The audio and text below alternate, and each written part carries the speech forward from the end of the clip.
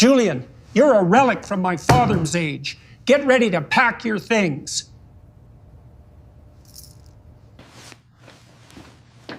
You should ask your father what he left behind before pulling the trigger.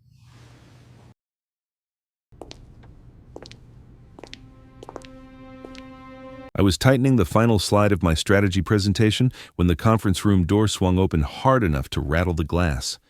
Evan Hale, 32, newly crowned CEO, and armed with the kind of arrogance only inherited power can buy, stepped in with a smirk sharp enough to cut air. He didn't bother with a greeting. He didn't even look at the screen I'd spent weeks preparing. "Julian," he announced, pitching his voice just loud enough for everyone to hear. "You're a relic from my father's age, and I need to demonstrate authority." He snapped his fingers toward the doorway. "Security, escort him out. Before I tell you what happens next, let me say this. The average viewer stays silent. The deeper viewer never stays out of the loop. The rest is up to you. If you're not sure what you are, then stay silent. But if you're someone who wants to see the truth to the end, leave a comment and subscribe to this channel." Now back to, for a second. No one moved. Then the two security guards appeared, real, uniformed, and clearly uncomfortable, around the table. Department heads lowered their eyes. A few engineers stared down at their laptops as if the glow could save them from witnessing this humiliation. And me, I just felt a slow, cold burn spread through my chest, not anger. Not yet, just the sting of dignity being stripped in front of people who once came to me for guidance. The guards stepped closer. I closed my laptop calmly. Even as the shame tightened around my ribs, the room felt smaller, the silence louder. Evan folded his arms, enjoying every second. He wanted a spectacle. He wanted the message to be clear: the old era is over, and he owns the new one. I stood, smoothing the crease of my jacket. "Evan," I said quietly, meeting his triumphant stare, "you just triggered something your father put in place for a very specific reason. No one understood what I meant. That was fine." "They would." Evan scoffed an immature, dismissive sound. "Get him out of here." The guards led me through a hallway where I'd once guided teams through billion-dollar launches. Now each step echoed with a humiliation I refused to let sink deeper than the surface. I kept my head high, even as whispers trailed behind me, and as the elevator doors closed, the company's internal system sent a quiet alert across the network: silent share risk protocol active. Evan never saw it, but that was the moment everything began. The moment the conference room door closed behind me. The noise of the office faded into a distant hum, as if the building itself wasn't sure what to do with me anymore. I walked back to my desk with the kind of hollow calm that settles in when your dignity has taken a hit, but your pride refuses to fall with it. No scene, no protest, just silence thick enough to feel like an extra weight hanging from my shoulders. I started packing my things piece by piece. Not much, really. 20 years, and all I had on that desk were a few folders, a pen that never worked when I needed it, and a small stack of project notebooks filled with scribbles only I could decode. A young analyst, barely out of college, lingered near the corner of my cubicle. He leaned in slightly and whispered, almost afraid Evan might hear him from 3 floors away. "I know you didn't deserve that," he said. I gave him a faint smile, thin, controlled, and probably more tired than reassuring. "Life's not really built on what we deserve," I replied. "It's built on who's holding the loudest microphone." When he stepped away, I picked up the one item that actually meant something: the old watch the founder had handed me the night we wrapped our first major project. Its leather band was cracked, the dial scratched, but it still ticked with a stubborn consistency I always admired. I remembered his voice, low and steady. Real power doesn't need to be shown. It shows itself when the moment calls for it. Funny how that memory surfaced now, of all times. I placed the watch carefully into my bag and straightened up. The emptiness inside my chest wasn't pain, not exactly, more like a quiet vacancy, the kind that forms when someone thinks they've reduced you to nothing, and you're still deciding whether to laugh or sigh. As I stepped out of the office and crossed the courtyard, my phone buzzed. My wife's name lit up the screen. I answered, keeping my voice level. "Are you okay?" she asked, worry lacing every word. "Did they do something awful?" "I'm fine," I said, just a little amused. Amused you'd be surprised what people think they can get away with. When I reached the front gate, I swiped my badge out of habit. The panel blinked, processing longer than usual before displaying a message I'd never seen before. Access retained for governance continuity. The security guard frowned. That's odd, I shrugged lightly. The system isn't nearly as clueless as the guy running it. And with that, I stepped out quietly, but far from defeated. If you understand the true meaning of this passage, please comment one sentence by the time I reached the small cafe on the corner. The weight of everything finally settled on my shoulders. I took my usual seat by the window, though nothing about the moment felt usual. I stared at the untouched cup in front of me, wondering if this was truly how my story at the company ended. For the first time in years, I felt replaceable hollow in a way that surprised me. A group of employees walked past my table, their voices low, but not low enough. I heard the new CEO plans to replace the entire senior team, one said. Another added. And Julian Stone, man, they tossed him out like he never mattered. The words hit harder than I wanted to admit. I tightened my grip around the old watch on my wrist, the last gift from the founder who believed in me. The cafe noise blurred into a dull background hum. I sank deeper into my chair, letting the reality press in from all sides. Maybe Evan was right. Maybe I really had become a relic in a world moving too fast for men who built things slowly, carefully, with their own hands. The thought bruised something inside me. This, I realized, was the lowest point I had felt in decades, an unexpected collapse of self I never saw coming. I closed my eyes and allowed myself exactly 2 minutes to feel everything. The humiliation, the disbelief, the sense of being discarded after devoting more than half my life to building the foundation others now stood on. I let the pain rise, crest, and settle. Then, just as the heaviness threatened to take root, my phone buzzed sharply on the table, slicing through the moment like a wire pulled taut. CFO, chairman of the board, 11 separate calls from the legal department. They lined up across my screen like a row of blinking confessions. I stared at the notifications, a slow, incredulous laugh rising in my chest. After everything that happened this morning, now they remembered I existed. Now they sensed the fallout they had unleashed by letting a child play king.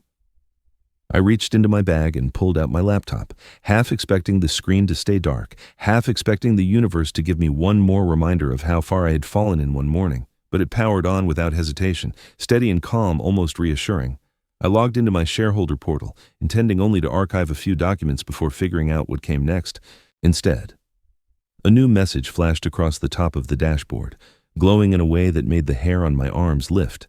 Silent shares, reviewing termination event.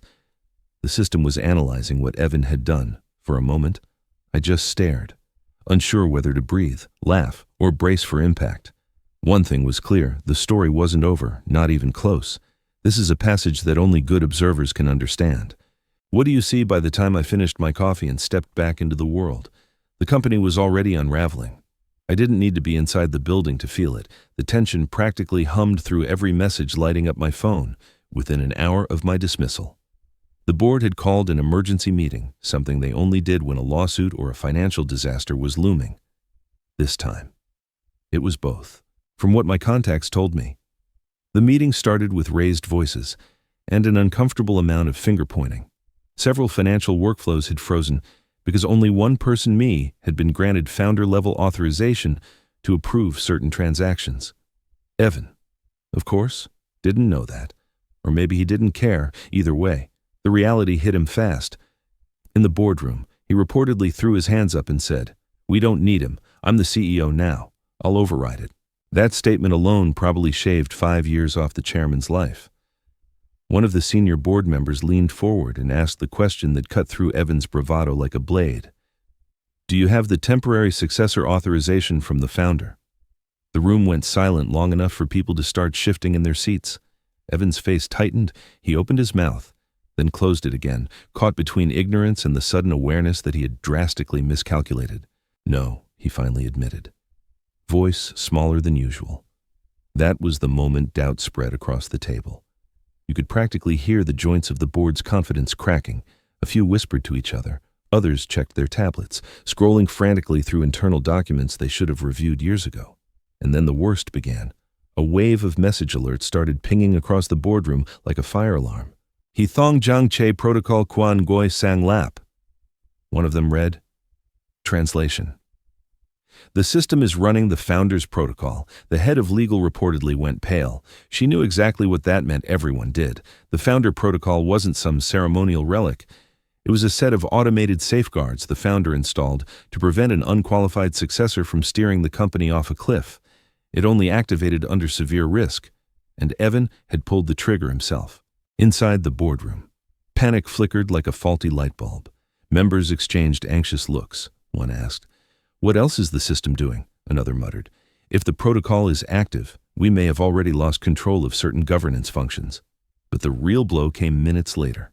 A private algorithm, something only the founder and 2 data engineers ever knew about, suddenly lit up the boardroom screen.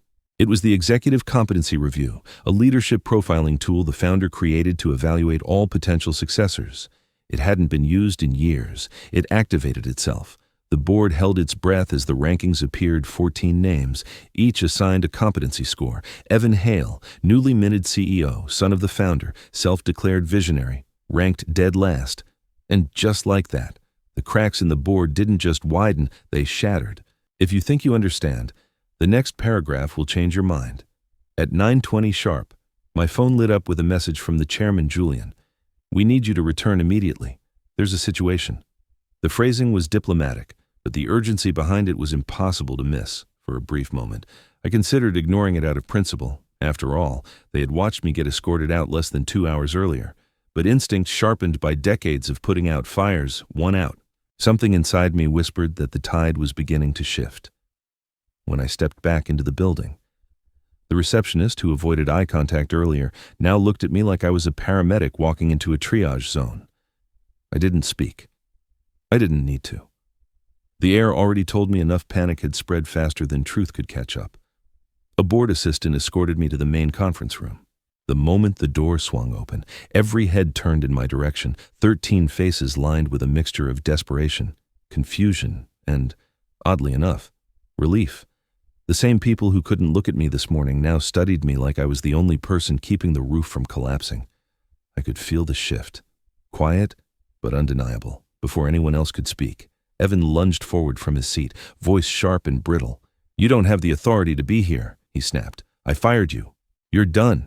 The words were more defensive than powerful, as if he were trying to convince himself more than anyone else. I walked to the center of the table without responding to his outburst. There was no need for theatrics. I set a printed system log directly in front of him, sliding it across the polished wood with a calmness I absolutely did not feel. "You should read this," I said, on the screen behind us. The system projection refreshed. In bright, unmistakable letters, a message glowed: silent shares. Voting shares, automatic conversion complete. Below it, 68% ownership activated. The tension in the room snapped. A few board members froze mid-breath. One dropped his pen. Someone whispered, "My God." Evan's face drained of color, shifting from anger to a kind of stunned disbelief usually reserved for car crashes and bad medical news. "This is fake," he barked suddenly, slamming his hand on the table. "He forged this. He's trying to manipulate the board before anyone could react." The system itself interrupted. A calm, neutral digital voice filled the room. "Termination confirmed. Conversion executed under Founder Protocol 02. The boardroom fell silent, deeper, heavier than before. Evan's shoulders twitched, just slightly, the kind of involuntary shiver that happens when the body realizes something the mind refuses to accept. In that moment, the first real reversal occurred. The power he thought he'd gained by humiliating me had detonated in his own hands, and as he stood there trembling, I finally understood. This wasn't just a mistake he made. It was the moment his downfall officially began. If you really look deeply, you will realize it. The moment the system's announcement faded, the boardroom erupted into a frantic blur of movement and whispered panic. Someone demanded to call legal immediately. And within minutes, the company's senior attorney stepped through the door, still fastening the clasp of his briefcase as he hurried inside. His eyes swept the room, landed on the projection behind me, and then shifted to Evan, who looked as if the floor had tilted beneath him. The attorney asked for the document. I slid it across the table without a word. He examined the header, traced the digital signature, and exhaled slowly. This time his voice carried no doubt. "This is legitimate," he said. "And that is your father's signature." Evan, Founder Protocol 02 was executed exactly as he designed it. The room fell completely silent. Evan's mouth opened, but no sound followed. His face lost its color, leaving him looking far younger than the role he pretended to command. The attorney continued, listing clauses, safeguards, and the founder's direct instructions, each sentence hammering through whatever denial Evan still held. Evan stumbled back into his chair. His hands shook as he reached for his phone. I watched him dial his mother first, then a friend, then his private lawyer. Each call escalated his panic. The people he depended on either refused to intervene or admitted there was nothing to challenge. The protocol was airtight. His downfall wasn't metaphorical anymore. It was procedural, documented, and irreversible. And while he spiraled, the board shifted. I could feel the axis of the room tilt away from him and toward me. The chairman subtly repositioned his papers in my direction. Another member nodded at me with something close to relief. They weren't rallying behind me out of loyalty. They were doing it out of survival, in their eyes. Evan was no longer the CEO. He was the threat they needed protection from. Evan slammed his phone on the table. "This isn't fair," he snapped, voice cracking. My father would never choose him over me. His desperation clung to every syllable before anyone could answer. The speakers overhead crackled, a soft click. Then an old recording played, grainy but unmistakably the voice of Heir Sr. "If my son chooses to flaunt power instead of learning leadership, the company will activate the one person capable of protecting it." The room froze. The file name appeared, Final Notes, Heir Sr. Evan stared at the screen as if it had betrayed him personally. I saw the precise moment reality broke through his denial, the moment the truth landed with its full, brutal weight. He sank into his chair, shoulders trembling, eyes unfocused, as if searching for a version of events where this wasn't happening. But there wasn't one. The truth had cornered him completely, and he finally understood the cost of his arrogance. I didn't need to fight for the seat at the head of the table when the board motioned for me to take it. The decision felt less like an invitation and more like the company's internal logic placing me exactly where the founder had intended all along. I sat down slowly, deliberately, letting the weight of the moment settle across the room. The chaos of earlier had faded into a tense stillness, broken only by the distant hum of the HVAC and the soft clicks of nervous pens. Quiet power often speaks the loudest. And, right then, the silence belonged to me. In front of me were 3 tabs open on the boardroom screen: terminated contracts, frozen credit lines, and personnel escalations. The damage Evan had created in just 72 hours wasn't just careless, it was catastrophic. 3 contracts withdrawn, I said calmly. Reading the summary, 2 suppliers have suspended all credit terms due to risk concerns. And your technical team, I paused, glancing down the table, is preparing a collective exit because they don't believe the new leadership understands the system they built. No one argued, no one defended him. Their faces told me enough. They knew how close they had come to losing everything. I leaned back, folding my hands. "Here's what we're going to do," I said. My voice wasn't loud, but it carried. I outlined a step-by-step plan to stabilize operations, re-engage the fleeing clients with immediate reconciliation calls, initiate a provisional audit for vendor reassurance, and schedule an engineering roundtable to address the technical team's concerns directly. Each action was simple, focused, and feasible, the kind of plan someone who actually understood the company would propose. The board members exchanged looks that held something new, a quiet acknowledgement, maybe even respect. Evan, on the other hand, sat rigidly with his arms crossed, refusing to meet anyone's eyes. His earlier bravado had drained from him completely, leaving only panic and a stubborn refusal to accept where things were headed. When I finished, the chairman cleared his throat. "We need to decide on next steps regarding the CEO position," he said. The temperature in the room seemed to shift. Evan straightened, ready to reclaim whatever sense of control he thought he still had. But the vote was already in motion. All in favor of suspending Evan Heir from the position of CEO, the chairman announced. "Raise your hand." 7 hands rose, not one hesitated. Evan's hand stayed down. Not that it mattered. He wasn't allowed to vote on his own fate. The chairman recorded the decision. The motion passes, 7-0, a quiet, precise restoration of order, no shouting, no dramatics. Just the company correcting its course and placing the authority back where it belonged. Those who watched the previous video carefully must have noticed the signal reappearing here. The boardroom had finally quieted after the vote, but a different kind of tension remained, one that felt older, heavier, shaped by years of history rather than hours of crisis. As the documents were gathered and the screens dimmed, the chairman reached into his briefcase and withdrew a worn envelope sealed with a faded company crest. He walked toward me slowly, as if the weight of what he carried demanded a measured pace. "Julian," he said softly, "Evan's father wanted you to have this, specifically on the day the protocol activated." My breath caught a little. I took the envelope carefully, feeling the texture of its brittle edges. It had been sealed for years, waiting for a moment no one hoped would come. For a second, I simply held it, hearing the steady tick of my old watch, the same one Hale Sr. gave me after our first major victory. The rhythm grounded me enough to finally break the seal. Inside was a folded letter, written in the founder's unmistakable handwriting. As I opened it, I could almost hear his voice rising in the room, warm and steady, the way it used to when we worked late into the night. "Julian," it began, "you are the only person who understands this company the way I do. If my son is not ready, your shares will protect what I built." The words hit harder than I expected.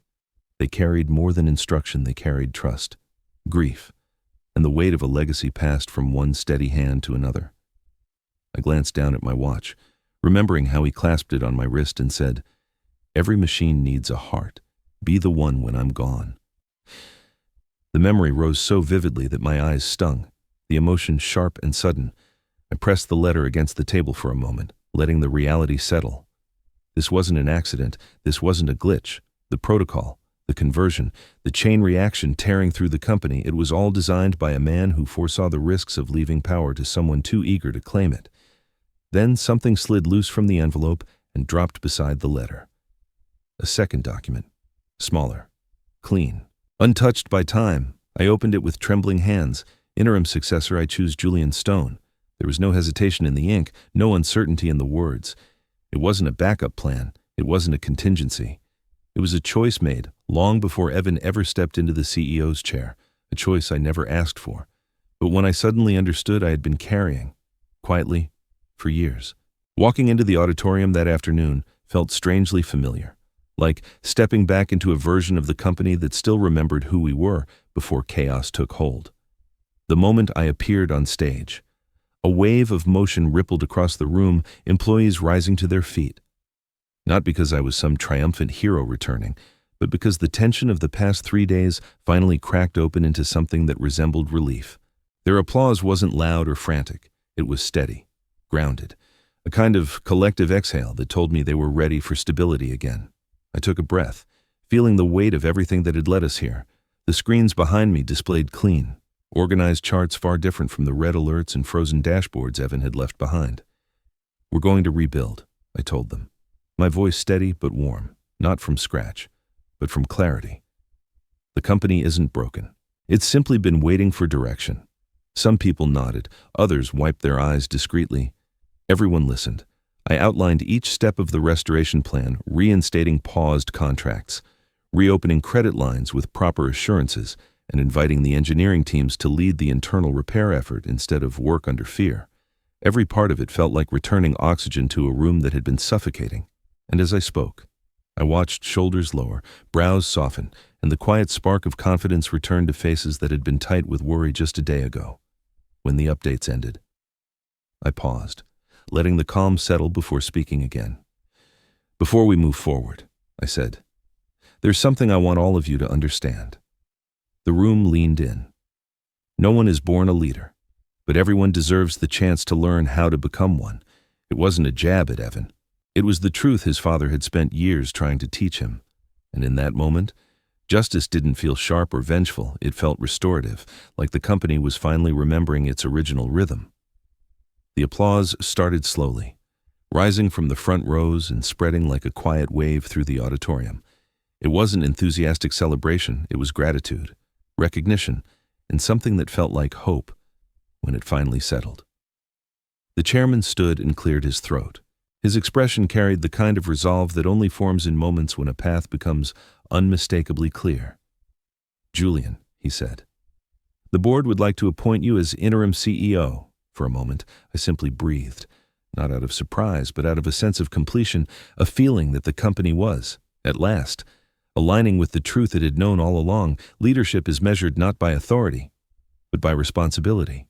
I looked out over the crowd, their faces steady and expectant, and felt something inside me settle into place. This wasn't victory. It wasn't even vindication. It was renewal, an opportunity to guide the company back to itself. I nodded to the chairman, accepting the role not as a reward, but as a duty, and as the room filled with quiet approval. I knew we were finally stepping into a future that made sense. By the time the year-end vote arrived, the atmosphere in the auditorium felt entirely different from the chaos we had survived. When the chairman announced that I had been elected as the official CEO, the room didn't erupt, it simply warmed, as if the company itself exhaled after holding its breath for far too long. I stepped to the podium, feeling not triumph but a quiet renewal settle into my chest. I didn't come back for revenge. I began, letting the words find their place in the stillness. I came back to honor the promise I made to the founder and to build a future worthy of the next generation. The sentiment wasn't scripted. It rose from years of carrying his trust, from nights spent repairing what others overlooked, and from the simple knowledge that leadership is stewardship, not spectacle. As I spoke, my eyes caught Evan standing near the exit aisle. His posture was smaller than I remembered, stripped of the brittle arrogance that once clung to every word he said. He didn't try to hide his remorse. He looked down, shoulders tight, accepting the consequences without defiance. For a moment, the room disappeared, and I saw only the lost, frightened boy beneath the ill-fitting crown he had tried to wear. When the meeting ended, I walked toward him. He didn't move, almost as if bracing for punishment. Instead, I held out the old watch the founder had given me years ago. His eyes widened in disbelief. "Your father wanted you to learn leadership," I said gently, placing the watch in his trembling hands. Not performance, not power leadership. Emotion hit him hard. He covered his face, tears slipping between his fingers. The staff nearby looked away, giving him dignity. It wasn't weakness. It was the first honest step he had taken since stepping into his father's office. I offered him a spot in the new leadership development program, not as an heir, but as a student willing to rebuild himself. He nodded, speechless, but grateful. And in that small exchange, the company felt different, lighter, kinder, ready to evolve as we left the auditorium. I realized this wasn't just a transition of power, it was a rebirth his, mine, and the company's. And for the first time in a long time, the future felt exactly right. It felt like the beginning of something steadier, stronger, built from truth rather than inherited illusion for all. I learned that power isn't something you take, it's something you grow into with honesty, patience, and courage. And sometimes the second chance you give someone becomes the start of their real story. If this journey meant something to you, tell me, where are you listening from right now? Leave a comment, like, share this video, and subscribe so we can keep walking through these lessons together.